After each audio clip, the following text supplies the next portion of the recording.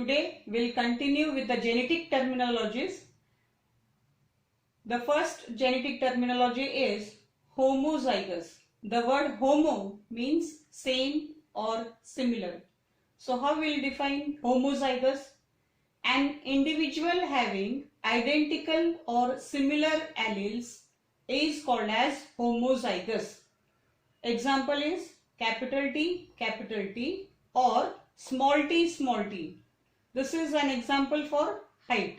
The another example I have mentioned is for shape of pea seed, that is capital R or small r. These two capital R, they represent round seed, whereas small r, they represent wrinkled seeds. The next one is heterozygous. The word hetero means different. An individual possessing or having different alleles or dissimilar alleles is called as heterozygous. Example, capital T, small t. Or we can give another example, capital R, small r. So see, both these are different.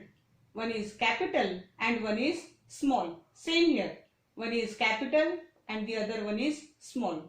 So from this we can easily make out the difference between homozygous and heterozygous. For homozygous, both are same, that is both are either capital or both will be either small. Whereas for heterozygous, one will be capital and the other will be small. This is the basic difference between homozygous and heterozygous. Then comes F1 generation. F1 generation means this is number 1 which represents first, and this F, it represents filial. F1 generation means first filial generation, or we can also say it is the first generation of parents having contrasting characters. The other one is F2 generation. This number 2, it represents second. F, we have already said filial. So this is second filial generation. Now this generation, it is produced by selfing of F1 generation. Selfing of F1 generation. Until and unless F1 generation is there, we can't get F2 generation. So example of that is capital T small t is crossed with capital T small t. That means F1 generation is crossed with itself only. So this is an example for height, whereas this is an example for shape of pea seed. Then is backcross. Backcross can be defined as a cross between F1 generation and any of its parents. Any of its parents means either the parent can be dominant or it can be a recessive parent. The example of this is we have crossed F1 generation with its dominant parent. Dominant parent is represented by both capital T's. The another example we have taken for recessive parent. This is F1 generation which is crossed with its recessive parent, and recessive parent in this case is represented by small t. The next one is test cross. It is a cross between F1 generation and its recessive parent only. The word recessive is very important in this case. Example, this is F1 generation and this is its recessive parent. The difference between backcross and test cross is for backcross, both the parents can be used, that is dominant or recessive, whereas for test cross, we have to use only one parent, that is only recessive parent can be crossed with its F1 generation. The next terminologies are phenotypic ratio, genotypic ratio and Punnett square or checkerboard. Now this is a checkerboard which is generally used to get F2 generation. So F2 generation is obtained by using a Punnett square or checkerboard.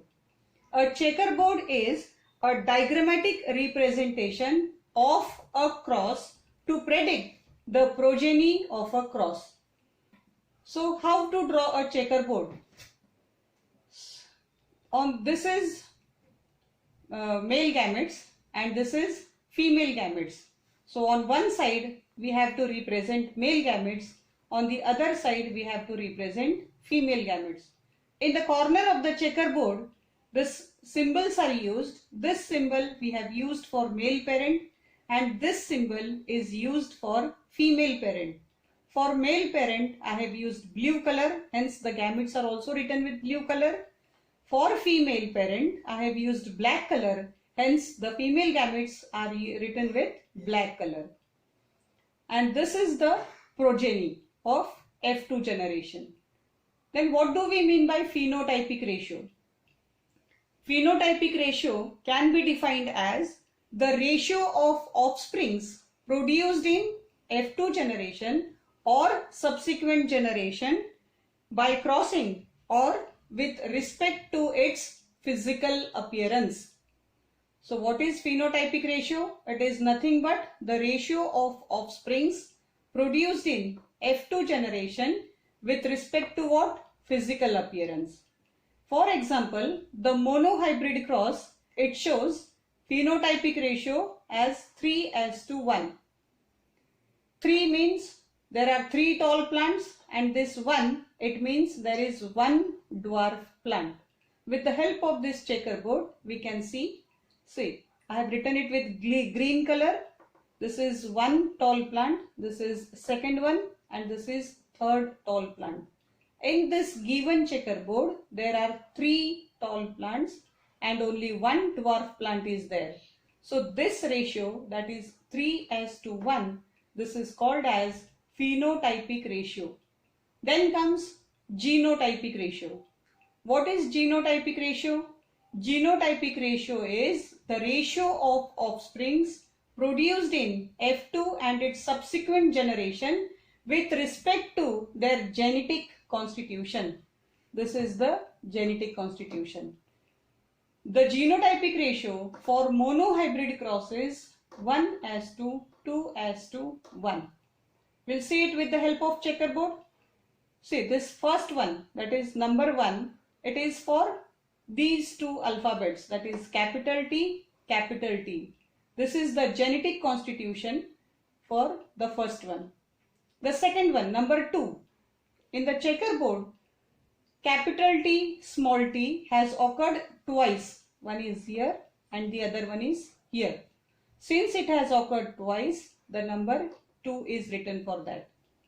Capital T, it has occurred only once. Hence, we have written number 1. Capital T, small t, it has occurred twice. So, we have written number 2. And small t, again it has occurred only once in the entire checkerboard. Hence, we have written number 1. So, when we write the genetic constitution, then it is for genotypic ratio. And the genotypic ratio for monohybrid cross is 1:2, 2:1. Both phenotypic ratio as well as genotypic ratio, we have to calculate it with the help of checkerboard only. Without checkerboard, it is not possible to calculate the phenotypic ratio and genotypic ratios.